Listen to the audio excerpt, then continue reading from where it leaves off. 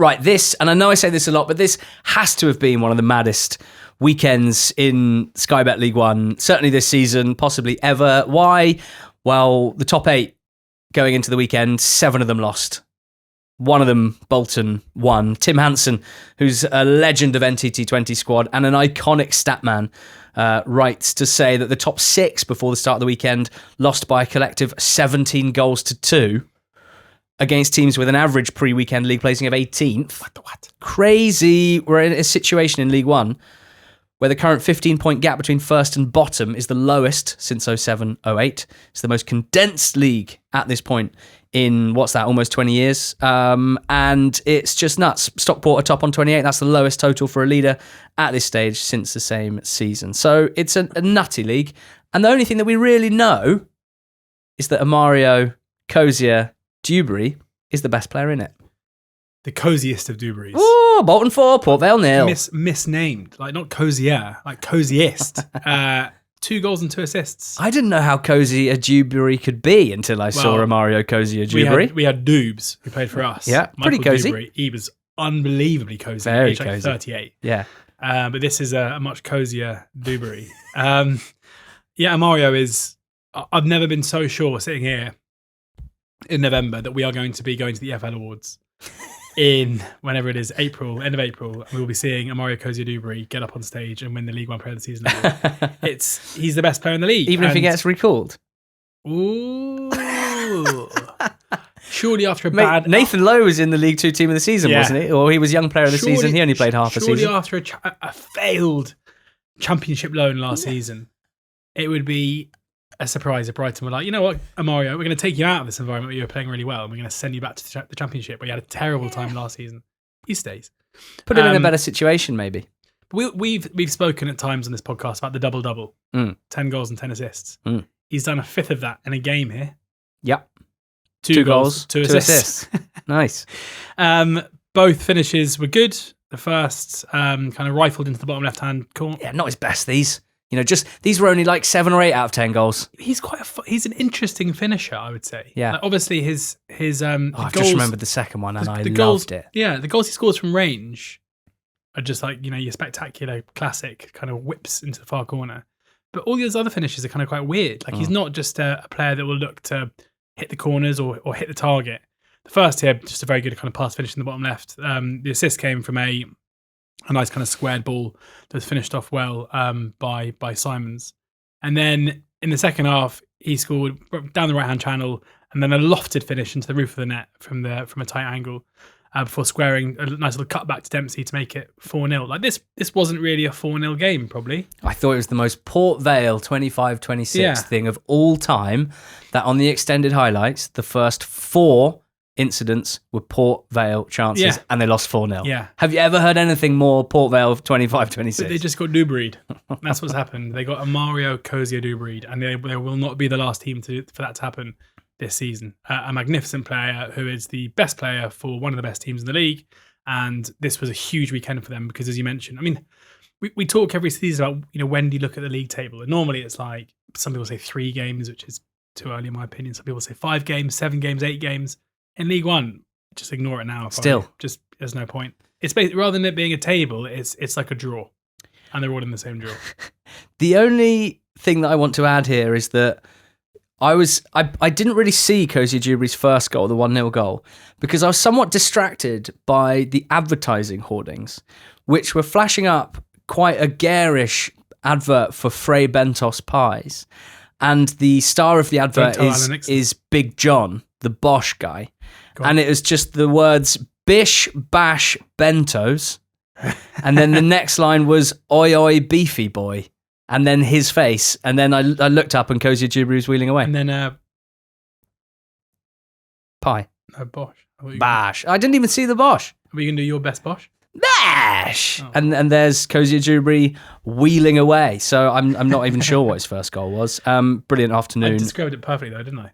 Just pass into the corner. Yeah, so good. And Bolton, the only winners in the top 8, that's going to take you quite a long way, all the way up to 3rd now. Stockport, top of the league, and still, despite 3-0 home defeat to Luton Town, Jack Wilshere's tenure has started very well in terms of results. But Stockport made the running here. There's no doubt about that. The first period of this game, it was Stockport making the running and going close. They had 6 shots before Luton did, and they just had nothing to show from it. Went close a couple of times, in particular Wootton, but weren't quite there. And then, cross from the left and attacking it at the near post and finishing really nicely first time was Jake Richards. Jake Richards, the very, very young midfielder that Luton took off of Exeter City, where he came through. They grabbed him in the summer. And Jack Wilshere, it appears, quite a big fan of the 18-year-old midfielder, and I dare say might see a little bit of himself in him, because he is starting him. There's a lot of players that he could be playing instead of Richards, and instead he's trusting in the youth and rewarded not only with really nice instinctive first-time finish to put them ahead, but even after Cohen Bramall, the left wing-back, had stuck a Gareth Bale technique free kick into the corner for 2-0, his 8th career goal, his 4th direct free kick goal. And Luton could have been out of sight at half-time when Nicky Wells ran clear and had his shot saved. I feel like Wells literally made a deal with the devil that means he cannot buy a goal this season. And then in the second half, Stockport get an early penalty. And you think, I tell you what, if Nathan Lowe buries this, Stockport are surely going to come roaring back, and Luton's resolve will be tested, having conceded 3 from 3-0 up against Forest Green in the Cup the weekend before. But Josh Keeley stood up strong, saved the penalty from Nathan Lowe, and not long after that, Richards threaded one through to Isaiah Jones, who was a thorn in the side of Stockport all afternoon. He finished off. Dodgson picked up the second yellow for a red card, and Stockport were left very much licking their wounds. Quite literally, in the case of Ollie Norwood, freak injury for him. He's managed to pick up a blood clot, which has ruled him out of this game, and who knows how long, maybe 4, 6, 8 weeks, maybe more, we don't know.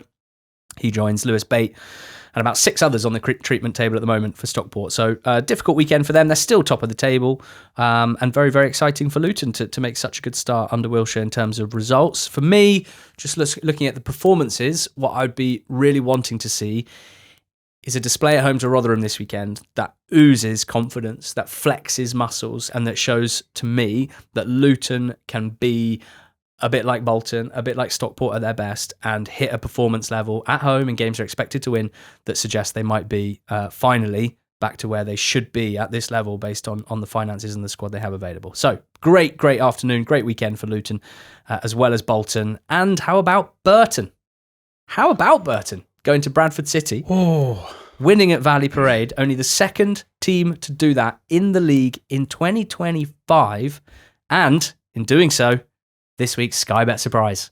Yes, Gary Bowyer's Brewers 4-1 to beat Bradford, and they did so with goals in the first half from Charlie Webster and from ex-Geesley. Yes, Jake. Our boy Jake Beasley. There's a few things to look at here, because this firstly was impressive because of the manner that Burton Albion didn't win their midweek game. They played Rotherham away from home. They were 2-0 up late on in that game before conceding twice and drawing 2-2. So this really should have been a third win in 3 for Bowyer's Brewers. But they started the game coming under some pressure, as you probably expect from Bradford's side, who've been so strong at home and have had such a good start to the season in second. And they had to weather the storm. But it was a classic away performance, kind of sucker punch late in the second half.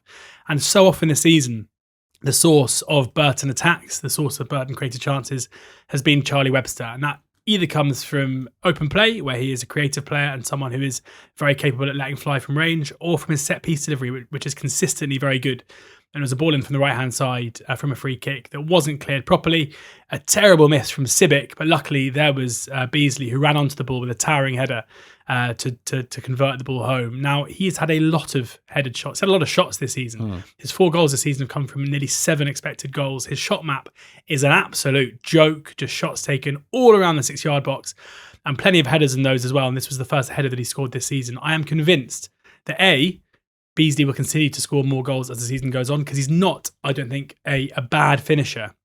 His movement is very good. He gets in good areas, and he will convert more of these chances as the season continues. But secondly, it's no surprise to me that Burton have started to improve in the last couple of weeks, because they create good chances under Bowyer consistently. There's no way that Beasley could have the shot map that he has in a team that aren't very good, because teams that generally can struggle to score goals don't create chances. It's not the case they miss them consistently. So it's not a massive surprise to see them now converting. The second goal came from Webster, who had put in the ball for the first goal and then scored at the back post with a really nicely taken finish. Now, he's another player that I think is so important to the way this Burton Albion side are able to play, because yes, he provides the quality in the final third, as shown with both goals. But also, he's an absolute workhorse in the middle of the pitch as well. He leads the press incredibly effectively. He wins the ball back. He's just an incredibly important player for this Burton Albion side. And I think they might have a fight on their hands to keep hold of him in the next couple of transfer windows, because he absolutely has the ability to play either at a top-level League One club or possibly even in the Championship at this stage. So, two key players for them playing massive parts in both goals. In the second half, it was a penalty that led to Bradford's goal that came through Bobby Poynton. They had 15 minutes or so to withhold the pressure, and they did so incredibly well. Now, in the second half, Burton Albion only completed 46 passes at a completion rate of under 50%, but it just shows how well they defended their own box. Happy to sit in deep, happy to let the opposition have the ball, and happy to defend, and they didn't really come close to conceding after that penalty too. So the only goal they conceded, a penalty, 2 goals themselves scored at a key moment just before half time. Burton Albion and Gary Bowyer, who were languishing down towards the bottom end of League One early in the season, now making strides up the table, up into 15th and playing really well. Oh, how about this then? Peterborough 5, AFC Wimbledon 0. Team at bottom of table beats team in playoff places by 5-0. Wow, that's Luke Williams' Peterborough to you. His first game in charge in the league, having won in the cup against Cardiff the weekend before. They've thrashed Wimbledon here, and they looked very, very happy doing it. I'm really happy for Harry Leonard, Peterborough striker, who they signed from Blackburn Rovers, who, to my eyes, and I think there are receipts on this very podcast, has looked really, really, really good, has done a lot for the team, contributed to a lot of good moments, and in particular helped his teammate Jimmy J. Morgan get off to a good goal-scoring start in a Peterborough shirt without having any goals to show for it. Last week, first game under Williams, Leonard scores the winner.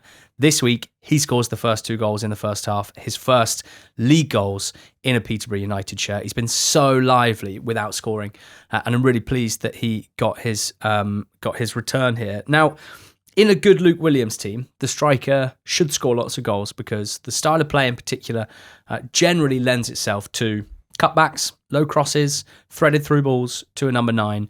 Macaulay Langstaff springs to mind, didn't he? He of 40 plus non-penalty goals in one season under Williams at National League level. And so perhaps it shouldn't be that much of a surprise to see Leonard scoring twice. And another striker that hadn't scored a league goal this season, Gustav Lindgren, coming off the bench, out of the wilderness to score 2 goals, both nicely taken, in the second half. And you know what's kind of wild about this is that Dara McAntony, Peterborough chairman, has a podcast. I don't listen to it week in, week out, but I've listened to the last 2 episodes. One, because he had Rob Couig of Reading on during the time they were appointing managers, which I thought was basically unprecedented in podcasting, and I thought worth a listen, and it was a good listen. Then I listened to the next episode after Luke Williams had been hired to hear him talk about hiring a manager in what is just a kind of an unusual format, not the usual club statement online or tweet as he often does, or a statement on the club YouTube channel. It was a bit different. And if you listen to Dara McAntony for 15 minutes talk about his new manager, you will be fairly convinced that they might actually win the league, even if they're bottom when he's appointed. And to be fair to him, some of the things he said are just like instantly evident in this performance. The energy, the press at the top of the pitch, but also he talked specifically about how much the strikers seem to be invigorated by Williams, by whatever he has said to them and whatever he's asking the team to do. He mentioned Leonard, he mentioned Lindgren as well, and said these guys look way more excited than they were, and they both scored a brace. So I thought that was worth pointing out, because, you know, as we know on a podcast, you say a lot of stuff and it feels good when it instantly looks very, very smart. So well done to Dara. Just a great day for them. Wimbledon, very uncharacteristic in how loose they were defensively. I can't help but wonder, George, or rather think about the fact that Wimbledon went into a game against Burton, who were in the relegation zone, with a game against Peterborough in the relegation zone to follow it. They've lost both of them.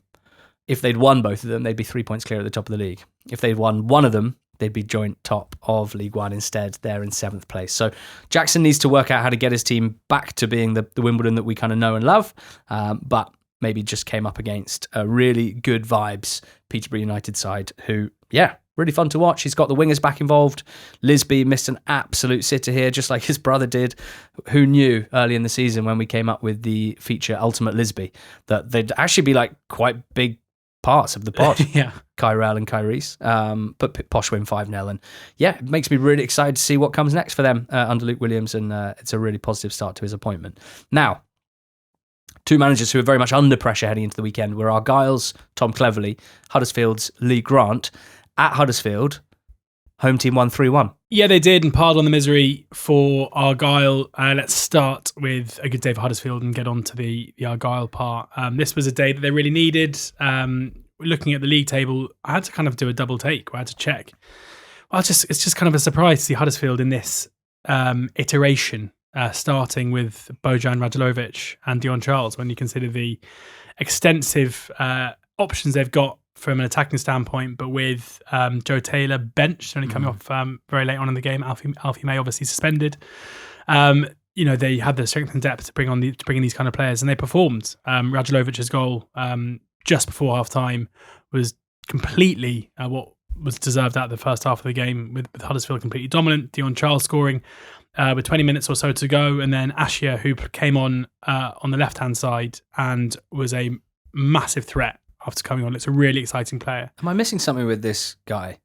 Everything I've ever seen him do has involved him getting on the ball, running direct, with speed, with skill, and has also hit some unbelievable shots this season, some of which have flown into the top corner. So it sounds like missing nothing. Well, why isn't he playing every minute? He's young. They have... I want a brimful. You're saying you haven't been impressed with Ruben Riskin? No, not really. I want a brimful of Ashia. So it's... a very good 86 minutes. Laurent Tolai headed home after a cross from Barney Mumba fell to his path, which was, something for the away, the long old trip from Plymouth to Huddersfield for the away support to cheer, but not really. For Huddersfield, this is a really welcome win after what has been a torrid, obviously in terms of the teams they've played, it's been difficult. Coming up against Bolton, up against a resurgent Wycombe, against Stockport County, who are top of the league. It hasn't been an easy run of games, but this was really, really necessary just to remind Huddersfield fans and Lee Grant and get everyone kind of back putting together, really, because it started to feel like it was all falling apart a little bit. And as we always say with new rookie managers, I'm sure Grant will have learnt a lot by this very difficult run of games. And given how congested League One is, it hasn't done too much damage. Plymouth Argyle's continued bad form is doing a lot of damage because they are now bottom of League One. And it's been quite a long time since we saw them get a point. They drew 1-1 with Wigan back at the beginning of October. That came after the 6-2 and 4-0. Sorry, the 4-0 win against Argyle and the 4-2 win against Stockport and the 3-2 win against Luton, which at the time felt maybe a bit, well, in part, I felt like they were improving. In part, when you looked at the games in detail, like it might not be the most sustainable, but there's no denying that the performances have dropped off massively because even though early in the campaign when Argyle weren't getting the results, it always felt like they carried a decent attacking threat with Tolai in there, with, always with players effectively who you thought could impact the game going forward. Ibrahim had that really good run in front of goal as well. Now, it looks really poor. They are still defensively a shambles, and they've lost that kind of constant threat that they carried going forward. Their games have gone from being end to end to just going at one end, and that's the end against them. There is massive unrest at Argyle. There is a huge amount of criticism being aimed at Simon Hallett, the owner. Full disclosure for those who haven't listened to us before, that Ali and I have been guests of Simon's at Plymouth Argyle, have spoken a lot in the past about how much we rated, certainly rate him as a guy, but rated the way that he ran the club in the promotion to the Championship and what came after that. But, and I'm sure Simon wouldn't mind us saying it, like there have been mistakes that have been made along the way. And I think Argyle are still paying the price for some incredibly naive decision-making.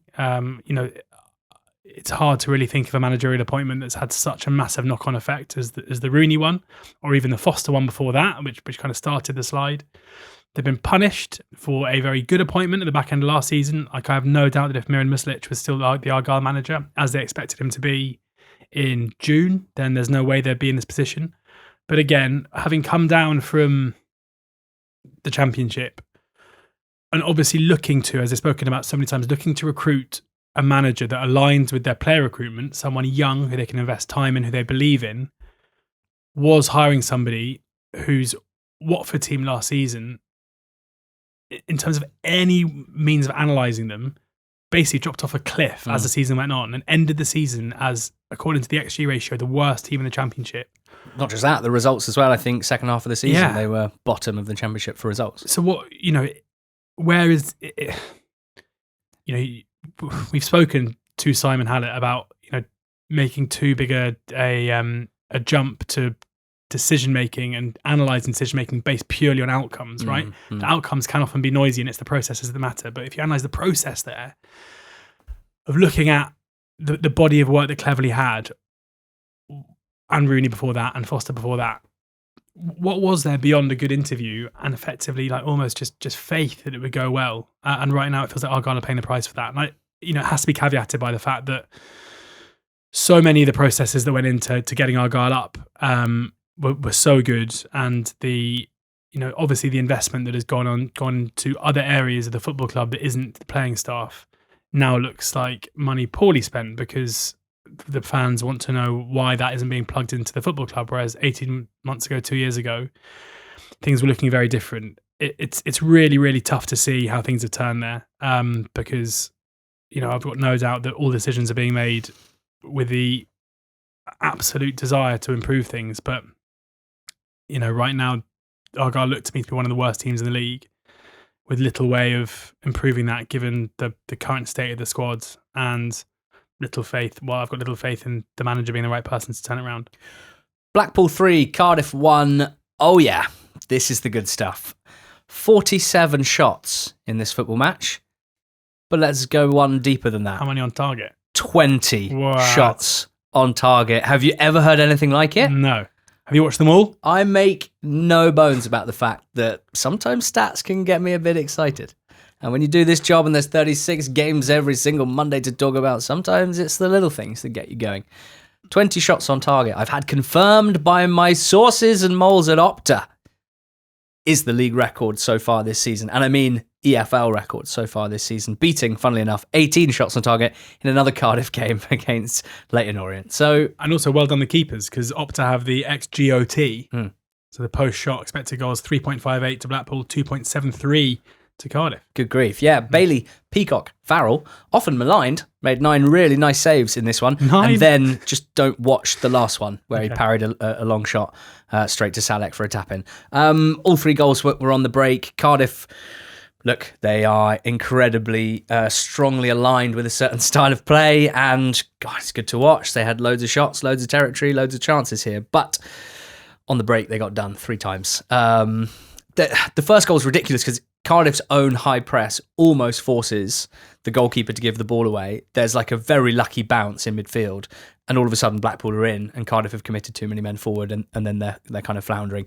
Fletcher gets on it and slashes it into the top corner. The second, another break from a Cardiff attack. Bloxham stretching his legs. Emil Hansen speeding forward to support him. Probably the best thing he's done in a Blackpool shirt so far, and a pass to Fletcher to dink over the keeper. And the third goal, another break. Bloxham just going all the way. Good speed, as he has, and a nice finish too. So great stuff for Blackpool.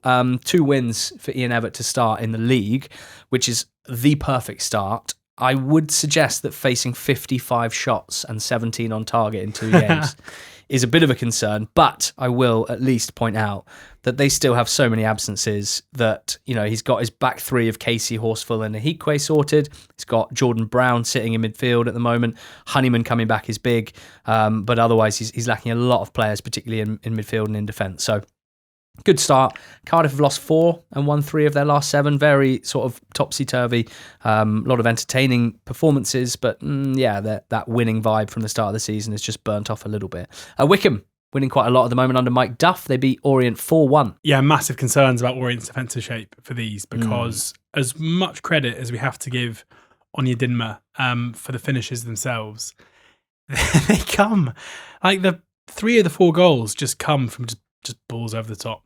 Just balls over the top. Like the first one is just a ball over the top, and it goes over Happer's head, it goes over Beckles' head, and Onyedinma runs in, chests it down, puts it over the keeper 1-0. The second goal is a ball over the top, and Onyedinma runs into it and finishes well. He should have had a hat-trick. Another ball over the top that Orient failed to deal with. Cahill came out, the Orient keeper. Onyedinma rounded him. Cahill took him out. Free kick outside the area. Yellow card given, even though it was as blatant a case of dog off as I've ever seen. A bit of outside the box dog off. Is it dog off or is it? No, dog so. Dog so. What would dog off be? Dog off, get one free. Denying obvious goal scoring opportunity. 1 free. Opportunity. So that I think it was basically the case of the referee not having sent off Norris correctly for the Orient penalty, meaning that he didn't want to then send off the other keeper. Casey scored to make it 3-1 to Wycombe before Bell finished nicely after Wycombe capitalised from another ball over the top, which they were able to get in behind. So big concerns, I think, for Orient about their ability to defend the high ball, which you wouldn't expect given Happer and Beckles are their 2 centre backs. Great to see. It's just Wycombe and Mike Duff really kind of kicking on. It feels like one of those appointments just gone so well from the moment he's walked through the door. Improvement across the side in terms of their output, the results, fans massively buying into it as well. Aaron Connolly learning that to score a goal after 10 minutes and run in front of the home fans and shush them is just a little bit early, I would say, to be doing that. Charlie Wellens looked really promising again. He's a player that I think is going to score quite a lot of goals because whenever he comes on, he's a massive goal threat from the edge of the area. A very good ball striker as well. He had a shot that was saved in injury time. But Orient have to improve because too many of their games, they're just really poor at the back. Although Ballard did miss 2 very good chances in the same move where the shot was saved and he tried to hook it in from the ground and hit it over the bar. But this is all about Wycombe being very good again. Orient struggling a little bit. Yeah, Onyedinma standing out again. Fine form this season. His 0.65 goals and assists per 90, his best ever rate in his career so far. Rotherham, 3-0 against Lincoln City. Good times keep on rolling. Has 4 wins and 2 draws in the last 6 league games. Really excellent for Matt Hamshaw to ride out his first tough spell early on in his first, permanent senior management role at the club that he grew up supporting, where I think everyone's just desperate for him to succeed. And he's handled an injury crisis really, really well. And the team are enjoying playing for him. Paul Davis, who's longtime local journo, said today's performance was the best I've seen in 3 years. Wow. That's really nice to see. Helps when you score from way downtown. Yeah. That's what Reece James did, stepping forward from defence and launching one. Just bounced over George Wickens' arm, clipped the post and went in. Arjani Martha received the ball from a corner on the edge. Was he going to pull Scholes it first time on the volley? No. Brought it down. Defender coming out to him. Shifts it to his right foot. Spanks it in. 2-0. Thanks very much. Denzel Hall. Wow. 2 ESC slots used for Rotherham in the summer. Arjani Martha and Denzel Hall. Both scoring. Both doing well. Both look like very interesting pieces of recruitment. 15 yards out. Low and hard into the corner. 3-0. Lincoln had some chances. 10 shots inside the box. All of them either saved or missed. Rotherham march on. It's a real feel-good story, that. It's a real feel-good story. I've almost fallen off my chair. I'm so excited about it. George Donny 1, Barnsley 2. We're having so many South Yorkshire derbies, I can barely keep track of them all, and Barnsley have won this one. Yeah, I got to feel really sorry for Grant McCann here because Donny have been in a really poor run of form and he would do anything for an improved performance and a result, and they got the improved performance here, but not the result. Better team in the first half an hour before Yoganathan, who looks really exciting for Barnsley, just a very kind of liquid footballer, did a really nice little pirouette and then finished into the far corner. It was only 5 minutes later that Billy Sharp was the provider for Molyneux. Amazing moment where Sharp did really well to kind of fight off a couple of defenders, lay it off to Molyneux. Molyneux scores. Molyneux wheels off into the far corner, but Sharp does his own celebration, and all his teammates flood Sharp. And Molyneux turns around, being like, "Lads, where are you?" Keeler Dunn scored for Barnsley with another kind of rare attack in the second half. Donny had loads of pressure. Billy Sharp was brought down late on for what looks like it probably was a penalty. Like, I'm not, it's one of those where Donny fans like it's a stonewaller. And McCann, in his post-match, did the classic, why, I mean, to paraphrase him, he said something like, why would the EFL's premier marksman go down when he's one-on-one with the keeper?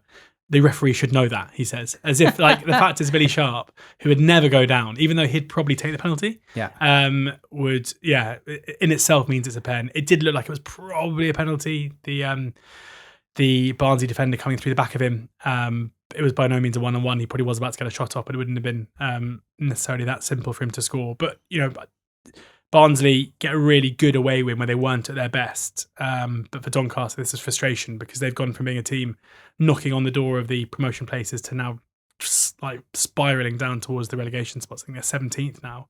But 18th. But as McCann said, if they carry on playing like this, they'll be fine. Well, 17th are Reading, who got their first win in the league under Liam Richardson in his first game. This was all the way back on Thursday night, home to Stevenage on the box. It started with a moment of quality from Charlie Savage, dipping inside, left side of the box, right foot curling, far corner, 1-0, the winning goal, no less. Stevenage came pretty close in the second half. Gassana Hadme smashing the bar, well placed. Phoenix Patterson going close, Dan Kemp going close. They huffed and they puffed, but they couldn't blow the Royals' house down. The Palace. Couldn't blow the Palace down. They held out for a good win. Richardson not moving hugely away from what Hunt was doing in terms of shape and personnel, but it's no surprise to see them, you know, looking fairly competitive, decent at the back, and getting that early goal to win them the game. It was kind of mad. You look at Reading, they've only lost one of their last 8 league games. So, you know, you get the sort of injection of new manager excitement. He wins his first game. You're looking at them and thinking, hold on, you weren't a horrendous team anyway. Or were you? Or weren't you? Who knows? What will they be under Liam Richardson? We will find out. Northampton Town. Back-to-back defeats before this one, but they came from behind to beat the Stags. Yeah, they did. Reece Oates put Mansfield ahead after 18 minutes with a very nice goal. Spank. Yeah, just kind of got on the ball. And then he didn't really celebrate. It was a funny... I had to look to see if he played for them at the time. I couldn't remember, and he hasn't. Maybe he grew up supporting Northampton. He was born... Yeah, I looked at that specifically. Pontefract, maybe? I know his agent. I'll message his agent, see if he replies in 2 minutes. Do you know what I think it might be? Because it was like a hopeful ball down the right-hand side that he ran onto and then turned and shot. I think he was just knackered. He's the one the other day where he scored a similar goal and I said he's the definition of the phrase busts a gut. Yeah. He's still busting his guts. I think he's just too tired. His gut was busted. And Mansfield were 1-0 up at half-time. The second half was just a sensational performance from Cobblers, really. After being pretty poor in the first half, they turned it around completely. Excellent finish from Perkins, kind of shortly after half time, before a goal from a penalty from Eves. A funny moment that you pointed out to me with Wheatley being fouled by Oshalaja, and Oshalaja kind of in between making the foul and the whistle going for the penalty decided to do a couple of step overs before then looking absolutely inconsolable about the decision itself. I want to mention Wheatley because I think he looks quite fun. He started the game up top on his own, which is a pretty difficult task to be given as a kind of wiry 19-year-old frontman on loan from Manchester United. But at half-time, Nola made the decision to take Carl Edwards off, a wide player, and bring on Tom Eves, who is not particularly wiry, who can lead the line pretty well, and enable Wheatley just to play a bit of a free roll kind of off him, and he looked really, really good. Great feat for the first. He then begged Eves to take the penalty. He wanted it. And then was first person to celebrate with him and hugging him when the goal scored, which is just a bit of attitude that I quite like.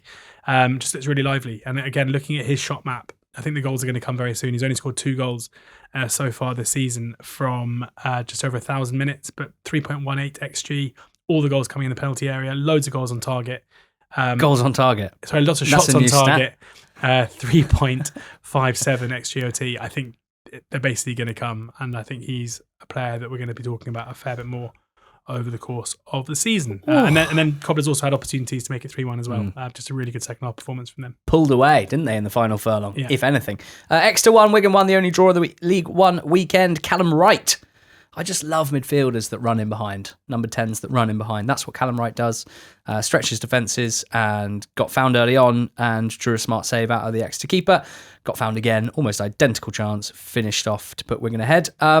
Sharp finish from Jaden Wareham to equalise with the customary somersault to celebrate. Exeter 1, Wigan 1. I dare say both teams probably a little disappointed that was the final score.